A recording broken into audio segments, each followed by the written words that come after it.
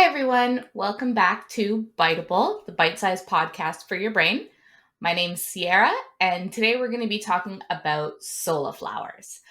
So in one of the previous episodes, I mentioned that I'm engaged, going to be married later on this year in October, and part of the planning for that was flowers. And so I wanted to talk a little bit about this very unique type of flower that I kind of stumbled upon. I am not the type of person who knows a lot about flowers or florals and all of that. I absolutely do not have a green thumb. I have killed cacti before. Don't ask me how, but I've done it. Bamboo as well. It's ridiculous. So anything that I manage to keep living for more than a couple weeks is astounding as far as I'm concerned. And so when I was thinking about, flowers for the wedding, they're not something that I wanted to spend a ton of money on. Like I live in Canada, so the average floral price for a wedding, I mean, depending on how crazy you want to go, can be in the thousands. And that's not something that I wanted. We're trying to keep it a little bit, more realistic. And I didn't want to spend thousands of dollars on flowers that are just going to, wither and die within a few days. So I was looking for something that was kind of the medium between fresh flowers, which were super expensive, and plastic dollar store flowers, because those are not something that I want. Not to say they're tacky, but they're a little bit tacky, at least for a wedding.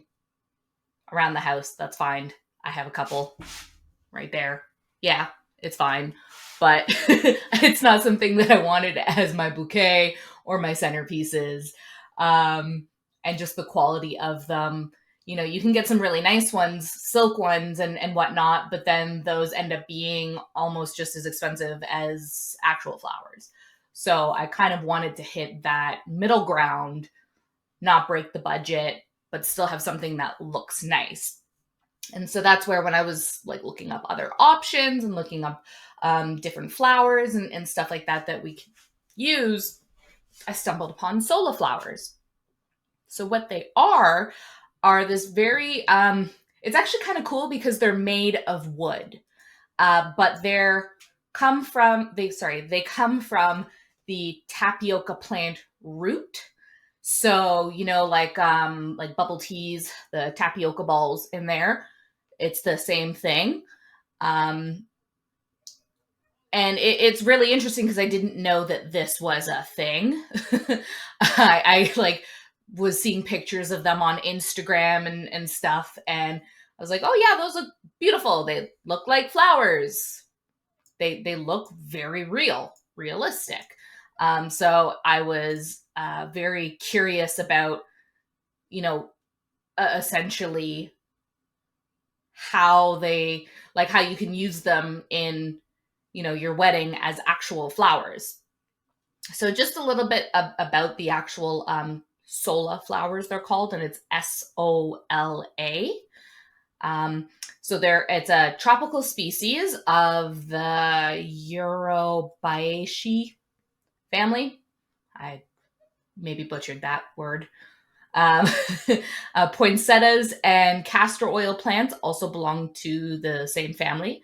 And I guess other names for the tapioca plant is cassava, arrowroot, sometimes yucca, but don't confuse the yucca succulent plant with the yucca plant. Again, I am not a plant person, so all of this is kind of just like whoop, right over my head. So a little bit more about the cassava plant or tapioca plants is that they grow in tropical climates and they're extremely drought resistant, which, hey, maybe I should grow one of these. I always forget to water plants. I'm horrible with that. And the plant itself is not meant to be ingested. I guess they're talking about the tree. I don't know Oh, okay. Once processed, the tapioca plant is used for several different types of foods. Okay, that makes sense because I'm like, how do you have tapioca balls, but it's not ingestible? So you have to process it and then it's digestible. But the actual sola plant comes from the root of the tree. Yeah, so the plant itself, or I guess the root where the tapioca, or sorry, the sola flowers are processed from, they kind of look like a giant ginger a little bit. Like I'll put a picture in the video here. Try and do that. Um, but yeah, these trees are quite large and they're used for like a lot of things. Um,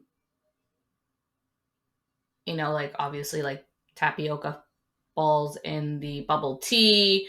There's like cassava chips as well off the top of my head. I'm sure there's many other dishes. Just reading through this quickly, it's used for like animal feed. Cassava tubers and hay are used worldwide as animal feed. I didn't know that. Learn something new every day. Um, but getting back to the actual Sola flowers, all of them are made by hand, which I thought was really cool. Um, and it's amazing that it's all done by hand because, like, I can barely fold like an origami swan. Never mind taking the bark of this tree and thinly slicing it and shaping it into flowers. That is just crazy. And yeah, so the whole, like the way it works is you buy them. You can either get them as the like plain ones where they're just slightly like off white, um, or there's ones that have like the bark still on it and it's used on like the edges of the flowers and to add like texture and more detail and whatnot. They're quite beautiful, quite intricate. There's like hundreds of different styles of flowers that they do, and it's really cool because what you do is you take the flowers and you can dye them whatever colors you want. I showed like some of the dyeing in the thumbnail, and I'll like tag to some photos as well. It's like sometimes you can't even tell that it's not a real flower unless it's such an obvious color, that would be fake. But I mean, nowadays people dye real flowers anyways, and there's processes for that. So it's really like hard to tell, at least for me, not being a flower expert of any kind. It's really hard to tell which ones are real and which ones aren't. And they're quite like soft. They're almost kind of spongy. So depending on the style of flower, if it has like thicker petals or something like that, you might not even be able to tell from touching it, which is what I really liked because um, one thing that I like really, I guess, attracted me to them and like pushed me to want to actually have them as our floral choice for the wedding was that you can dye them months ahead and like spray them with glycerin to keep them like soft and supple, like a glycerin and water mixture, and like they stay like that for months. And there's such a variety of like flowers and colors, and you can mix and match. You can like essentially do your like own custom arrangements and bouquets and arches and all that jazz. But it's a lot more cost friendly. So I think we ordered like 800 flowers for about $300, and we're going to be dyeing them in the next few months. And then we're just going to have all of our florals taken care of, all the centerpieces, the bouquets, the, flowers on the archway and everything. And that's just going to be like taken care of. We just have to like put it on the table. And I love that. There's no coordinating with a florist to make sure that they're dropped off on time. We don't have to like have refrigeration or anything for them to make sure they don't, start turning too quickly. It's just we dye them. There you go. Done. Make sure they don't get squished in the meantime. But actually, we had ordered a sample kit just to see, how it works, how we dye them, if we like it or not. And I have it here. I just pulled it from the table. So I'll hold it up to the camera. But like, yeah, you can have some like pretty interesting colors. We just kind of like played around. So this isn't what it's going to look like for our centerpiece, but I just thought it was a pretty good example of like the variety of flowers and whatnot. And like, this one is one of my favorites here. I am a little bit weary of smushing them. So give me a second here while I just take this off and floof it a bit. But yeah, we did this probably, like I want to say 5 months ago. I don't know. My time is skewed. But let me hold this up to the camera here. Like, if this wasn't on a stick and I just held up a flower, at least to me, that just looks like a flower. There's details on the inside for the little stemmy things there. And the way we dye them, or you dye them, is you get acrylic paint, mix it with some water, so that it's like mostly water, and you just soak it in it for a minute. The longer you soak it, the deeper the color. You can also paint directly on them, which was really cool. That's how I did the green on the inside. And pretty much your limit for coloring is whatever paints there are. So you can dye them any color that you want. Some show up better, which is why we experimented. And I mean, I like how they turned out, especially the pink ones. Those ones look really nice. And we had a glittery paint that, added some sparkle to this. And I just like how versatile it is. There's so much that you can do with essentially so little. It's just a piece of soft wood that you can shape however you want, dye it a color, and make something beautiful that lasts for a while. And I mean, I haven't been to a lot of weddings in my adult life, pretty much just 2, and both of them had fake flowers, like silk ones, I think. But I mean, my family, as soon as I started wedding planning, one of the first things was, what are you doing for flowers? Even though I'm not a floral person, I know it's going to come up. So it was one of those things that I'm just like, okay, I don't want real flowers because they're just going to wilt and look ugly and they're so expensive, but I don't want plastic flowers. And this was such a unique, happy medium that very much suits me. Another thing that I really liked about the option of Sola Flowers was that, people always, well, at least I don't know if it's just something in my family, or something I heard, but I guess the idea of people taking the centerpieces, I don't know, is that a thing? I should maybe look that up. But I feel like it's a thing. Maybe it used to be a thing. Either way, the idea of family members, like, taking the centerpieces and keeping them as like a nice keepsake, also was like a deciding factor in having Sola flowers as opposed to real flowers, because those are going to die. That can sit here and for months and months and months, as long as it's preserved properly, even if it's not. We just did a glycerin and water solution, like 1-to-1, and sprayed them, and they are still very supple, very soft. They're not getting hard or flaking or anything like that, which if you don't do that, that will happen eventually. I think it still does take quite a while to do, but with it, I mean, the longevity is, I don't even know. It seems like it's upwards of 8, 9, 10 months at the minimum. So that doesn't make sense.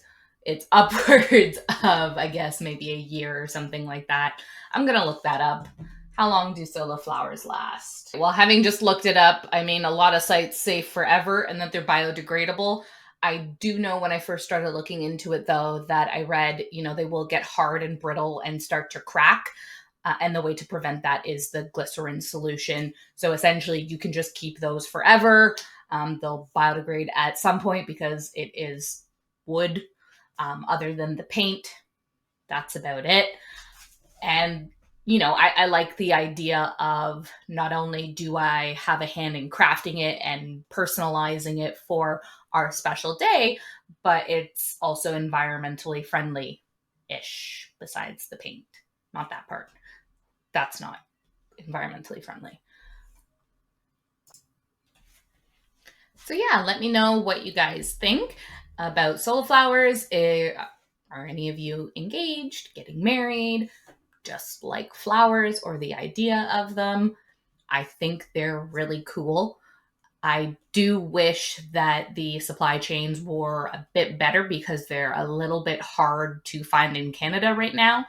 When I ordered ours, I had to get them from the US, and they came pretty quickly. I think it took like 2 or 3 weeks, and I ordered them when they had like a massive sale. So they were a lot cheaper than maybe what I should have paid, even with the conversion rate. But yeah, I definitely think it's something that, I will recommend to anybody who's getting married in the future. If you don't want to spend so much money, it's a very cost friendly choice without having, just plastic fake flowers, or, spending a whole bunch of money on real ones. And if you're very crafty, then it's the perfect option because you get to essentially customize it whatever colors, whatever style you want. There are some places that I've seen that will dye and make your bouquets and stuff out of Sola Flowers for you, which is awesome. But then it starts getting into the price range of normal flowers. Like one website that I was looking at here, there.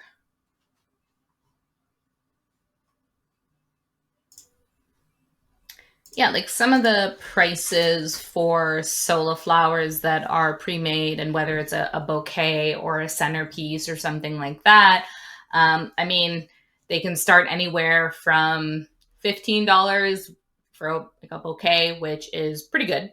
That's awesome. Upwards to, I saw some outlandish ones where it's like $130 for like one arrangement. And I'm sorry, maybe it's just me. That seems like way too much to spend on a bouquet. So yeah, I think it's a really unique idea for someone who is like more hands-on and a do-it-yourself kind of person. I'm very much like that, so that's why it appealed to my creative side. And we're saving money. It doesn't seem like that big of a deal to dye them and arrange them. Maybe I'll mention, I'll do a video later after the wedding talking about all the details, because right now that doesn't seem too bad, but maybe after dyeing over 800 flowers, we'll see. But thank you guys so much for taking the time to listen today. Let me know your ideas, thoughts, questions on Sola Flowers. Make sure you like and subscribe the video, and definitely follow. If you have any questions, you can leave them on the YouTube video or reach out via email. The email is biteable.to@gmail.com. And follow, like, subscribe, all of those on Instagram, YouTube. I'll put all the details down below. Thanks so much, guys. Bye.